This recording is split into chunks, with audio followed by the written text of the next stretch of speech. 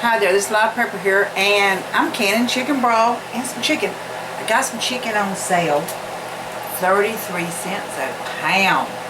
So, I bought 50 pounds of it, we did. Now, in my water right here, that you see, I've already got 2 jars of my chicken broth in here. I've got a lot more I gotta make. But, so what I did is, out of that I got 2 quart jars here. I used my last 2 quarts I got.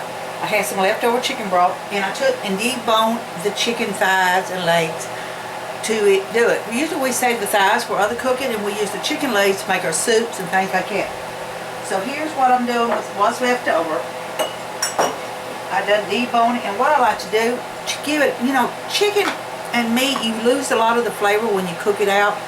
So what I simply do is I just add 2 chicken bouillon cubes into the mixture to give it more of that chicken flavor, because all this is just going to be basically used for soups or salads or whatever I decide I want that day. Maybe I just want to eat it right out of the jar at work, or maybe at home, who knows. But real simple, real easy. Cooking it, you can add, I added some pepper into it. I added 1 chicken bouillon cube in my broth mixture after it was done, because there is 37% sodium in this. That's 890 milligrams. That's a lot of sodium. So I just used 1 for a little bit to put the salt in it and to give it a little bit of flavor. See here, I got 2 quarts right here. I did add 2 bouillon cubes into this mixture here for the purpose of concentrating and giving it that nice overall flavor when I add it into my soups or salads or whatever I want to make. And now you can see here, I've just cut it off. You can see how fine all that is. Right there, I have tore it apart. What I did after I tore it apart, I washed it again. You can see here the juice is in that. Real, you know, the recipe, it's real easy, real simple. My fella, he keeps saying, well, let's freeze it, let's freeze it, let's freeze it. Well, I don't want to freeze everything, but he's also coming around about the idea of canning. You know, he said I could do what I want. I could can it, or I could freeze it, or I do whatever I decide. Whoops, I broke the spoon. Whatever I decide. So I like to do a little bit of both in it. You want to make sure you have it about a ½ inch from the top. Now I'm including the broth and stuff in this. I want it kind of soupy. And there's no 100% foolproof when it comes to trying to get the bones out. You could still maybe possibility come across some bones. But I try to be as thorough as I can in that situation to do that. You want I don't like getting my lids boiling hot in a pan of water. I like taking just some hot water and put my lids down in there and then doing it that way. So here you go. This is your jar. And I really should have put my stick in there and check for the air holes, and I didn't do it this time. But there you go for your chicken. That'd be great for some soups. Maybe some maybe you like some chicken burritos. Maybe a chicken pot pie. Whatever it is you yourself likes. I'll tell you what, the amount of money that we're saving, we bought 50 pounds of it, and if it's still on sale, I might go get another 20 pounds.